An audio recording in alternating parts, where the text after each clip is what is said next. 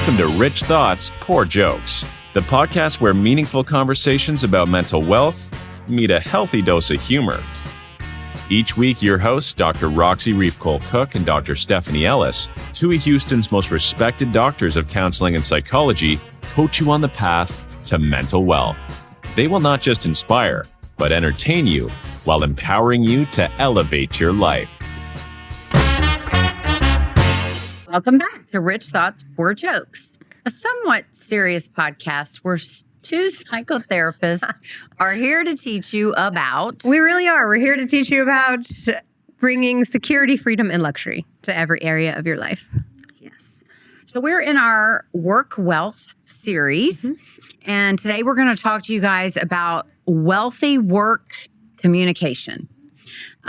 We said to you that if you listened to our communication series prior, you're going to maybe hear us repeat some things, but also please go back and listen to our communication series because it's a lot more in depth than what we can cover today. Yeah, listen.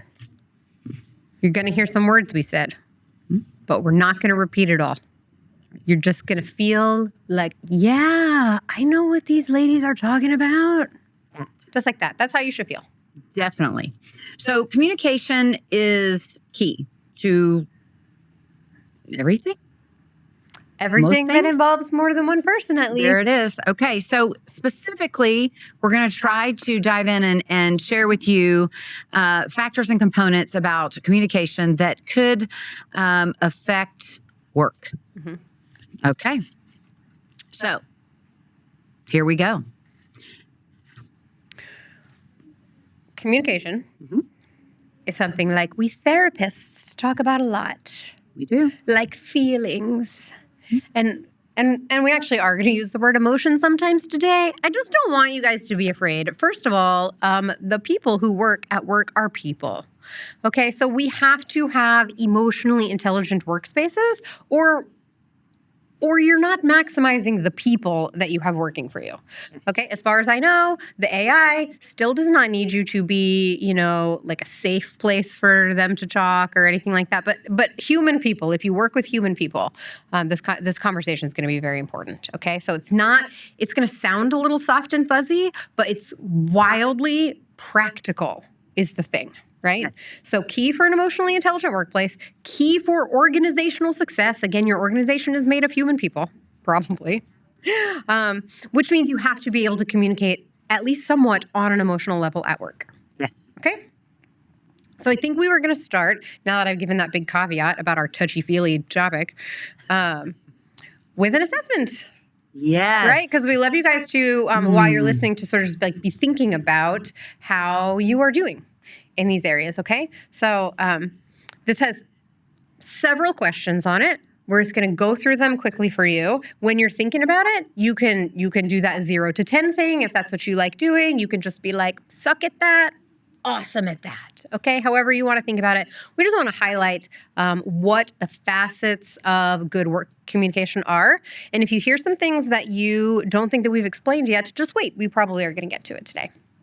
Beautiful. All right. So number one is how articulate are you? That is your ability to communicate clearly and effectively with other people. Number two, listening. We are going to talk about that one again. Are you able to do active, empathic listening at work? Number three is consistency. And here specifically we mean, are you able to say the same thing with your words as you are saying with your tone and your eye contact and your body? Remembering that maybe that changes person to person. Number four is, are you clear? Is your communication easy to understand? That's going to come into play, I think, extra a lot when we are talking about how at work, we're not always just talking about voice-to-voice communication. Number six, harmony. Love that word. Is the intention of your communication to strengthen understanding and achieve group goals. That's what we mean with my flowery word that I love, harmony. Number seven, openness. Do you welcome conversation concerning group goals and objectives? Okay. Number 8. You guys, number 8 is concise. Yep. Brevity. It has a lot going for it, but not when you're a podcaster. Yes. Okay. Number 9, your body language. Are your movements, do they convey clear messages that reinforce what's coming out of your mouth verbally? Number 10, your tone. Does it convey a clear message through voice inflection? Number 11, safe and open. Are you safe and open? Trusting and safe in receiving and delivering communication. Are you a safe person to talk to? Number 12, paraphrase. Can you repeat comments that you hear people say to ensure understanding?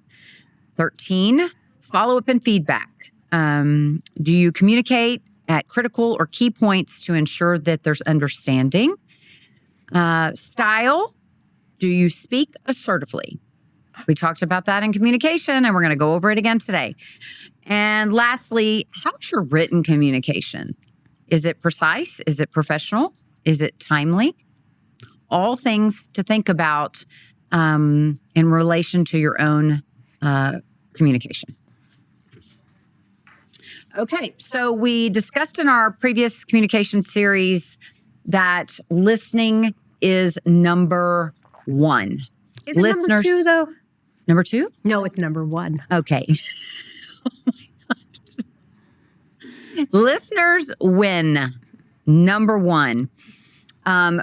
Thinking about all the factors related to listening. If you want to get more in depth with that, go back to our communication series.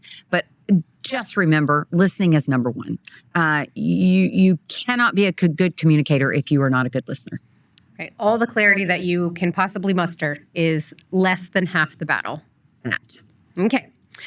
A thing that's really important in the workplace when it comes to communication is, I'm going to say another one of those things that I'm worried that people are going to misunderstand and they're going to think it's too, ooey gooey, is psychological safety. And I don't know what to tell you. It's 2025. I mean, maybe people didn't used to bring their feelings to work, but now they do. Yes. And well, they did. It just, nobody cared. Yeah. And then they just, and then they just pushed them down and built resentment. And yes, there's a reason we have the term going postal. Yes. All right, let's talk about what psychological safety in the workplace means. As we talk through it, you can think, is my workplace psychologically safe? The whole thing, the culture of my whole place, the culture of my department, how am I contributing to the psychological safety of my at least immediate area? Yes. Right? So we're saying things like trust, respect. I don't mean trust like you got to give your kids away to your coworkers. Okay. I just mean like when it comes to work stuff, right? Are the people around you trustworthy? Respect. Are you spoken to with respect? Are you speaking to others with respect? Honesty, integrity. And so again, we don't just mean honesty for the sake of honesty or honesty what you think means honesty, whether that is cruelty or whether that is just like a biased lens, okay? But is everybody kind of working in the same reality space at work? Empathy, which is knowing the other person, knowing the landscape that they're coming from, so that we're able to work on the same playing field. Yes. And then clarity, all that stuff, but then clarity, right? Saying your things clearly. And you have to feel, I mean, maybe not. If all you're going to do at work is just like screw the tops on perfume bottles, then maybe this does not apply to you. But if you have the kind of job where you do sometimes brainstorm or where you have collaborative meetings or anything like that, then psychological and safety is important because it means you could put something out that's not perfect and you don't get shunned. That. And side note, I really appreciate the people that screw the lids on the perfume bottles. Yeah.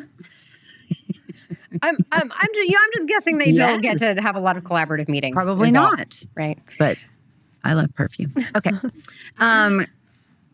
Other factors to assist with your psychological safety. Are you a person Like now maybe even in the leadership, if you're in a leadership role, can you provide empathetic communication even back to your employees? Like what we talked about before is, do their feelings actually matter to you at all? Do you engage, or can you engage on an emotional level? Even just this acknowledgement of emotions, even if you're not great at validating them, can you at least learn, and you should learn to be able to respond with some sort of kindness and compassion. Unless your employees are disposable to you.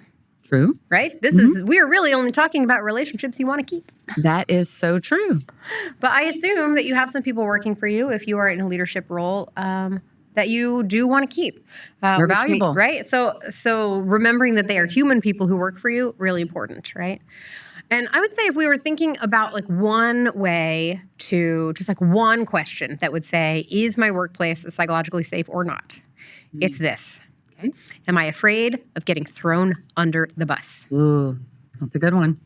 Yeah. Oh, yeah. I guess, or am I throwing someone under the bus? Because I guess technically we have be a person that's could be us too. Not providing psychological safety. Mm-hmm. Yes. By the way, that can also be peer-to-peer, coworker. Mm-hmm. Oh, yeah. Not just leadership and down, but you can destroy someone's psychological safety being a coworker as well.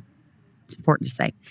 And even if you don't feel like you have any pull with your leadership, right, you and your level group, right? Like you and your coworkers can create an atmosphere of psychological safety amongst you, even if that doesn't sort of transcend up into the hierarchy. Definitely.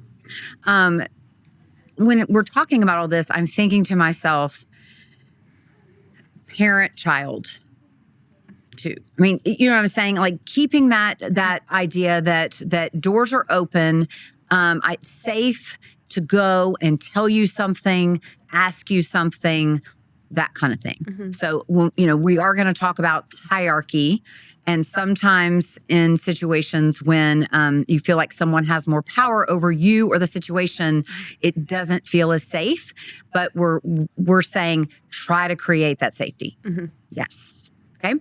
Also, are your doors open, your ears open, your mind open, even for complaints? Because again, doors can be open for great new ideas, but if somebody's coming in with some criticism or a complaint, is it still safe to come inside your office or to see you?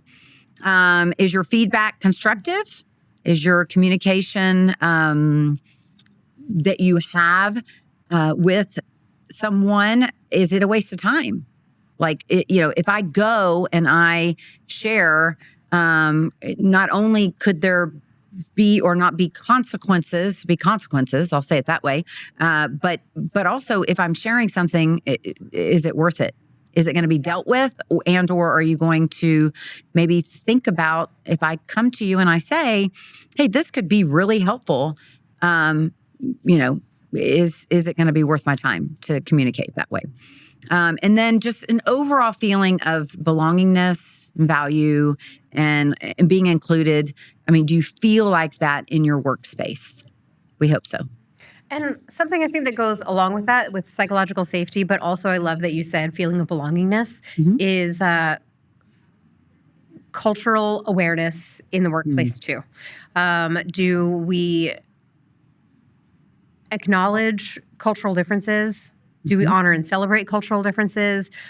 Do we leave enough space open in our communication? Do we listen enough first to make sure that we're not even doing well-intentioned trampling or misunderstanding of people? So culture really is a piece of that too. Okay, once we have that psychological safety. At least we have that in our minds. Yes. As the foundation of where good communication can happen. Okay, let me see if I can say a lot from our communication series in a very small amount of sentences. Okay. Listening is number one. We said that. Yes. Right? Say what you mean. And remember, that comes after listening, because saying what you mean doesn't stand alone. communicating your intention requires the listening step. Here you go. Say what you mean and feel good about it. Ooh. How do we do that? We speak assertively. Assertive communication. You got it. Okay, so just a quick reminder of the communication styles. There are 4. 3 that are not great, and 1 that we should be doing all the time, every time with everyone. Passive, yuck. Passive aggressive, yuck. Aggressive, yuck. Assertive is the only way. Okay, it's the only way to communicate. And basically, when you're speaking assertively, what you're saying is, I win and you win. You matter and I matter too. So, how do we do this? Well, we use a model called IFER, and it just stands for I feel, explain, and then request.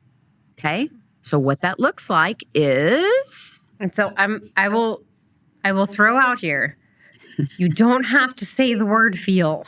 You don't. If we are just stressing you out with how emotional we are being about the workplace, you can also say, I think. I think.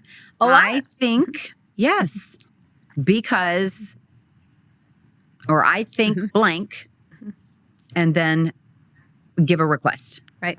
Okay. I agree with that. Let's practice it. Let's do it. I'm going to use feel, though, because I like the word feel. Yeah. Okay. Let's pretend that you, Dr. Ellis, come into the break room every Wednesday and you bring your leftover fish. I would never do that. I would be totally this okay. entire series, the whole series on work is don't bring fish to the office. That's it. That's all you need to know to be successful. But you need to eat it cold. Cold fish. That's it. You have to eat it cold. Bringing fish into you bring your fish into the break room, put it in the microwave. No. And you heat it up. Nope. And I don't like it.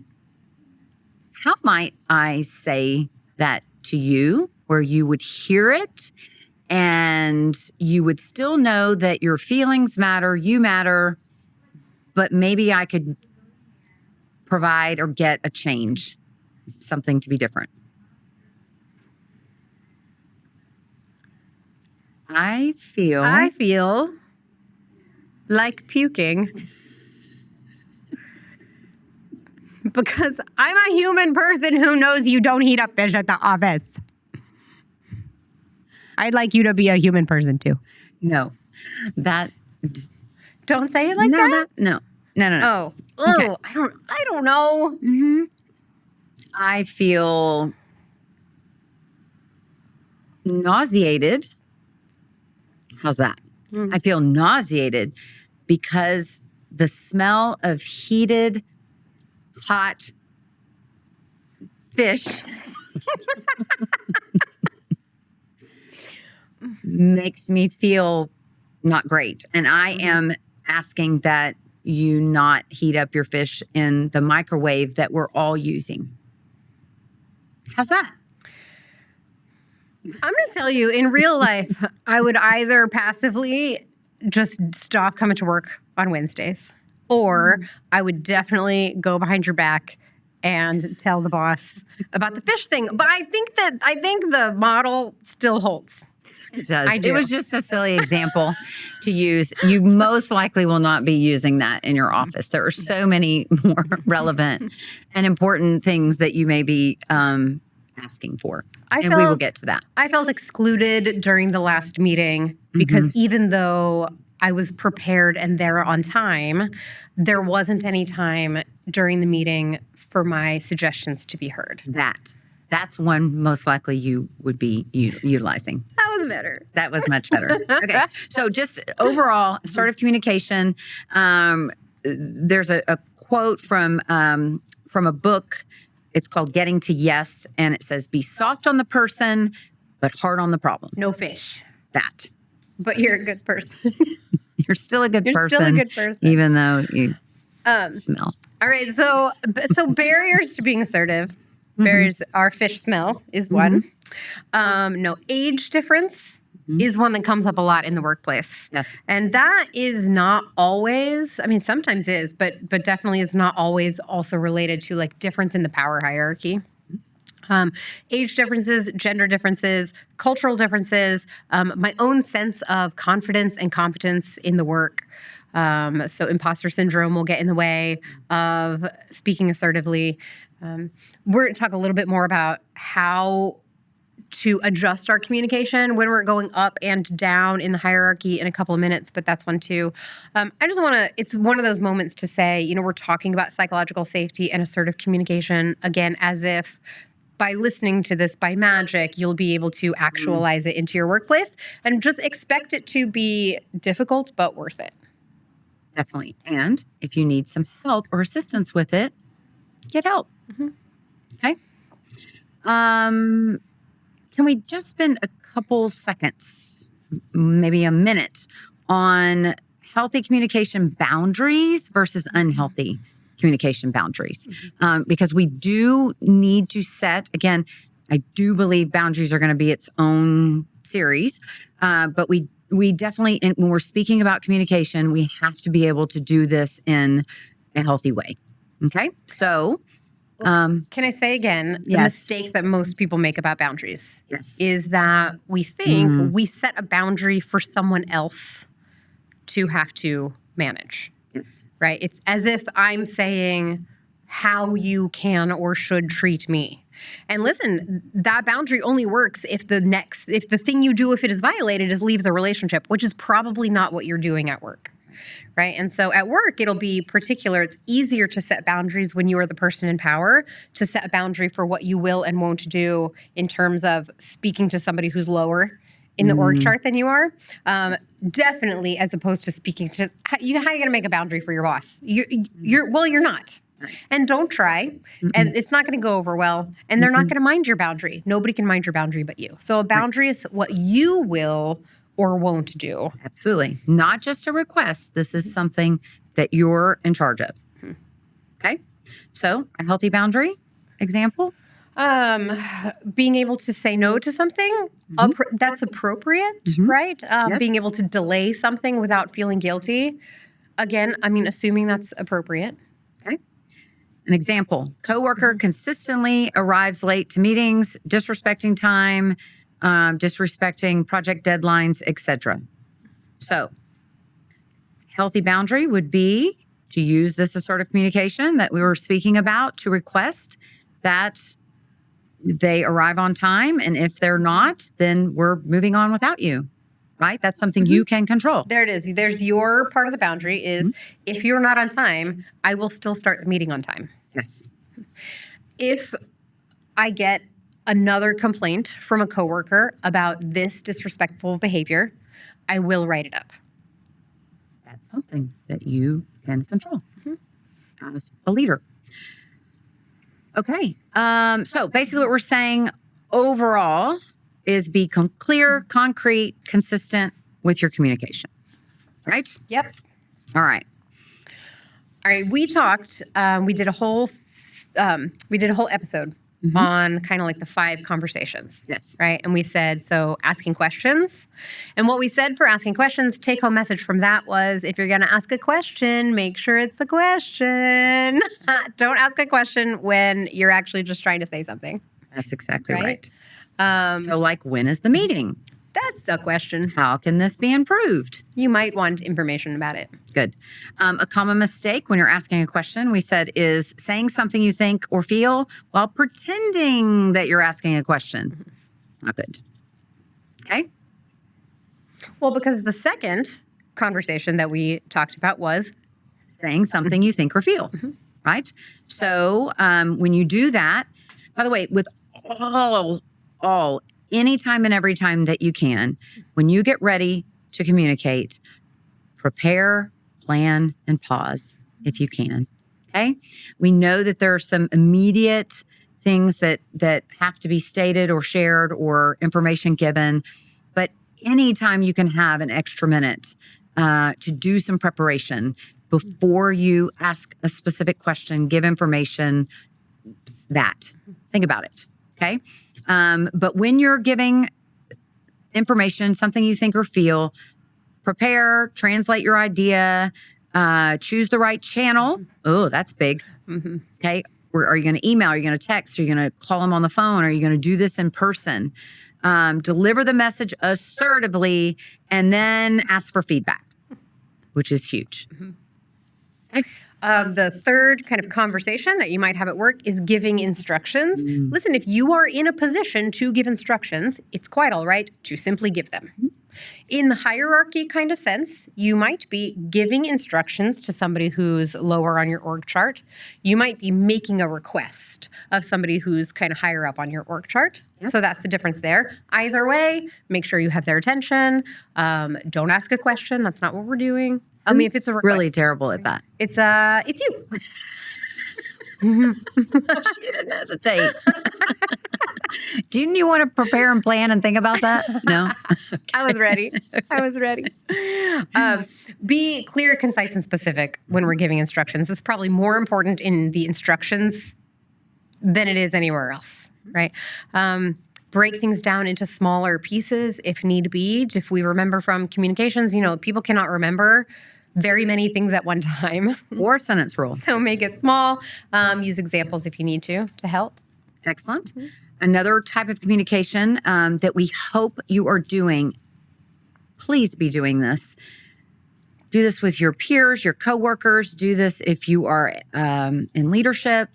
Praise, praise, praise. But do it effectively. We talk about don't be vague. Be specific, highlight certain behaviors, praise effort, praise outcomes, both. Give examples so somebody knows, especially if it's something that you want repeated.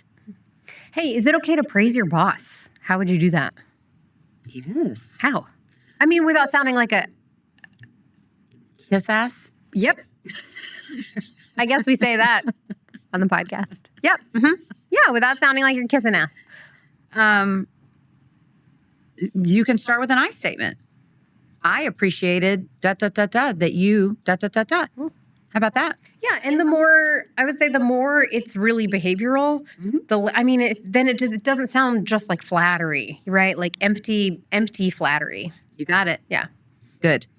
Last one, don't lie. Don't say something or give a compliment or a praise if you don't mean it, because you could get yourself in trouble with that, because you'll get the same behaviors again if you praise it. So there's that. All right. And number 5 of 5 was, how do we give constructive feedback? We said, again, think and prepare. We said, you can start by thinking, how would I like to receive this feedback best? But that's not really the gold standard. That is, how will this person receive it best? Yes. Right? And so that does take that extra forethought. Definitely. To whom are you delivering this, and what's going to work for them? When in doubt, go ahead and just, check in with yourself. Make it, again, behavioral. Don't make assumptions. Make it something that's visible, if that's possible. Balance the positive and the negative feedback, as long as you don't have to lie to do it. Okay? And then follow up. Right? Because no use doing the hard work of giving feedback if you're not going to check. Yeah. Definitely. Okay. So let's switch gears. Let's talk about communicating in hierarchy. Okay. So this, I'm going to make sure that we emphasize, we do understand that this can be a little scary at times. Higher ups, there are some that don't want to hurt feelings, and we have those that are definitely scared to speak to higher ups. So we know that you must be vulnerable, have some humility, kind of already, possibly, hopefully, have some sort of connection, a genuine connection. Makes it easier to communicate up, down, up, right? It definitely will build trust. We do know that for younger employees that this is a big deal in this culture that we're in relation to, sharing feelings and being able to do that. for everybody, keep things where they belong. So when we are speaking, no matter who we're speaking to, it's important that we're not gossiping, following the chain. Chain is huge, right? In communication. And so in relation to that, and I know you're going to go more into this here in just a minute, but in relation to that, the idea is you really should go up to the next person, that figure out who that person is, first of all, and what it's supposed to look like, or what it looks like in your organization. When you are having an issue or you need some help, who do you ask? Who do you talk to? Do you go straight to the boss? I don't know. Maybe. Only if the issue is the hot fish. Right. Then just go to the president. Straight to the president. And then I'm going to keep reiterating that no matter what, how you're speaking in hierarchy, please just think about the form of communication that you're using, right? For example, texting your boss. I don't know. Maybe that is something that is okay. But make sure that the message you're trying to send, also based on where you are in your workplace chain of power, or what your title is, et cetera, that you know what that's supposed to look like. So, right, it's silly to think that we are going to have truly powerless organizations, but organizations just don't work that way, right? So, a couple things to remember. If you are communicating up, ask more questions, then you make statements. If you're communicating down, flip that. Yes. All right. If you are communicating up, make sure that while you do it, you're demonstrating your competence, which means, you don't mind yourself for being like high maintenance, or for being like, do your homework before you walk into your boss's office. Absolutely. Right? Demonstrate your competence. I'm going to tack on to that one. I'll just say it this bluntly. Don't just come with criticism or a problem, but how about think of a solution and arrive with both. And how about don't go with entitlement? Oh, that too. When you're communicating up, do it with humility. Yeah. When you're communicating down, do it with compassion. Definitely. Please. Right. And thank you. One other thing, when you're communicating down, clarity is especially important, right? When you're communicating down your hierarchy. So there's a book. There's a great book. It is called Powerless Communication, although that's, we're in the midst of talking about how we probably won't ever actually have that, by Adam Grant. And his advice is for everybody, whether you are at any place in the organization, to be a giver. Which I will say in a workplace relationship, and probably all relationships, is not a bad advice. Right? Which is kind of like, assume that the relationship is going to be longer term than this conversation. That's kind of what being a giver means, right? So offer, do go out of your way sometimes. Especially do this, though, if you are in a relationship and you are in the lower position of power. Definitely be a giver. And it makes you a much more attractive employee. Yes. I don't mean to have no boundaries about it. I don't mean be a giver like you can text me at 2:00 in the morning and I will have something prepared for you by 6:00 in the morning. I don't mean that. In the context of having good boundaries, based on what's appropriate in your job, but be a giver. Adam Grant says everybody should be a giver. I think that when you are in the position of power and you are communicating downward, I think you have a little bit more. Listen, nobody should be a taker. That's what you think it is. And don't, right? It's really, really, really bad for tomorrow, even if it gets you what you need right now.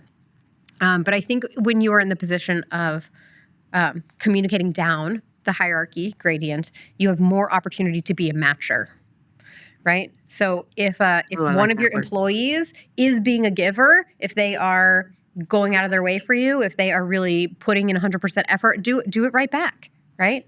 You don't have to fall into the trap of doing that in a way that it isn't reciprocated. Right? That's the way actually a lot of leadership ends up burning out, is not matching the expectations that they have, right? And then a lot of employees burn out because they aren't able to match expectations. Yes. Right. So we want to balance that. So powerless communication or being a giver means using tentative language. It means asking questions. It means admitting shortcomings. Listen, if you are the boss, what is the likelihood that by admitting honestly a shortcoming that you have, that suddenly someone's going to yank you out of your job and promote your underling? I mean, fairly unlikely, actually, but I think sometimes we act like that's true, Yes. right? And so then we have to we're all tough and we know all the answers, and then it's more important to appear competent than to be competent, and that's a disaster waiting to happen. Definitely. Okay. Lastly, let's talk about written communication at work. Okay. So let me back up though and say, I still want you to think about what channel is best. So sometimes it's not written. Sometimes it's picking up the phone, Gen Z, and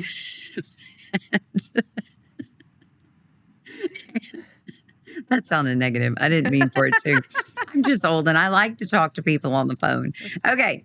So I don't like to talk to people on the phone, totally but that fine. doesn't mean it's not useful sometimes. Sometimes it is, okay, or face to face, okay. But right now we want to talk to you about written communication when you're trying to communicate, and definitely think about what channel is going to be best. Do you email? Do you text? What does that look like? Figure out when you're going to do it. Only do it then, okay? Because if you're having a moment of this is not the right time, then don't do it then. And then let's look at some emailing rules. Yeah, a couple little ideas that will save you a lot of grief. Number one, maximize the subject line. So I know you know this because you have an email and you can imagine it right now. I feel sure, and you've got that little window pane going down the left and it's got a bunch of things, and you know about how many characters you can see from the subject line. Make sure the subject line says what you need it to say in that number of characters. Yes. Right? And that has everything to do with whether or not you are going to get an adequate or a timely reply. Yes. Yes. Be intentional about what you put in the subject line. Or just be like me and be like, hey, girl. Hey, that might get a response from me. Oh, true. Okay. Okay. Look, tip number 2. Okay. Consider quitting using CC. Consider quitting doing it. The chances that a person who receives an email where they are in the CC line is actually going to read that thing is so small. Yes. So address it to them. If it's really important for somebody to read an email, I cannot imagine why their name is not listed in the email. Right? So I know not everybody's going to do that, but No. wouldn't it be nice? It would. Totally, it would. Now, this is the one, though, that I think where I bet you're going next, and I really want you to speak about this. Reply all. Oh my gosh. Everybody stop.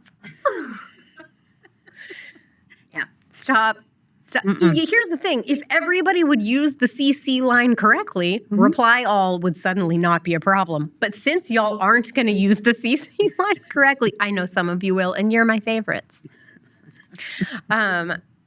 Because the CC line is not used correctly, reply all is just a big mess. And what it does is it takes your email inbox and it changes what is called the signal to noise ratio, right? And so it means that like 1 out of every 10 emails you get is meaningful and needs your attention, but 9 out of the 10 emails you get are noise. Yes. How are you supposed to navigate that efficiently and productively?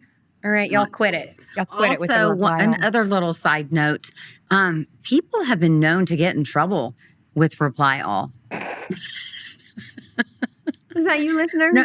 Have you ever replied Said all when you something shouldn't? nasty about somebody that sent you the email and thought they were the only one that sent you the email and they weren't? Yeah. Think about that. And let's just say that for the 2 line Anyway, if you're going to send an email and and you have any kind of emotional activation, just wipe everybody out of the to line. Write your email, go to the bathroom, get a fresh cup of coffee, come back and reread your email, and then put somebody in the to line. Yeah. Good advice. Okay. We'll talk about that again when we talk about emotion regulation. Definitely. For sure. A guideline on channeling is talk is for creativity, email is for documentation. Yes, that. Also, let me add a couple other things. Check your grammar, please. Ask yourself, is this message clear that I'm sending? If it's time sensitive, say, this is time sensitive. Like, that's really good assertive communication. And then also know, back to this thing where you're adding everybody on, and just think about, if you're going to send an email, send it, but also emails get lost. They fall down. And then if it's multi-topic, that could be problematic as well. I would say that probably is different department to department. So check. My preference, I know this is going to sound crazy to some people. I would rather have a fresh email for everything I need to do. I like it. Because that lets me use my email as a to-do list, as opposed to one email that has kind of like 7 different things for me to do in it. It's like, okay, well, it's hard to keep track. When do I tell you I've done something? When do I not? Do I wait until I've done all 7 before I let you know that I've done all 7? So, but it might be that and to me, that's not a problem, because I'm not getting a bunch of CCs and a bunch of reply alls, right? So my signal to noise ratio is good in my email. But if yours isn't, of course, stuff is more likely to get lost. Excellent. Okay. Basic communication guidelines. What are you trying to communicate? When should you do it? Who are you communicating with? And how should you communicate it? What are the channels? So just think about that. Beautiful. Take it with you to reflect. How are you doing on peer-to-peer communication? And then now that we've talked about it so explicitly, how are we doing communicating up and communicating down? Excellent. All right. We ready for some crown jewels? I think we're ready. Okay. Crown jewel number 1, listening and assertive communication is the only way. Nice. Crown jewel number 2, ask yourself before you start communicating, what and how am I trying to communicate? Crown jewel number 3, email communication is real communication. So think about it. Same consequences. Sometimes more consequences. Can be. All right. Crown jewel number 4. I know you guys don't always get 4, but today was a juicy day. Hey, power matters, like it or not. We can't pretend that we live in powerless organizations. Definitely. Also, if you have questions for us in relation to work wealth, work communication, any of these things that we've talked about, please email us at richthoughtsporjokes@gmail.com. That's right. We are going to put together a Q&A for you on any series that we do if you guys have questions. So if you do, send them in. Excellent. Like us, subscribe, if you will, share our podcast with others. We would certainly appreciate it. We have one more episode for this series. We'll be talking about building resilience. See you next time. Thank you for tuning in to Rich Thoughts, Poor Jokes. We hope today's episode offered insight or possibility, a new perspective on your mental wealth journey. Tune in next week for more strategies to drive success. Please consider subscribing or sharing this episode with someone else, because your mental wealth matters, and a few rich thoughts and poor jokes can help you live with abundance.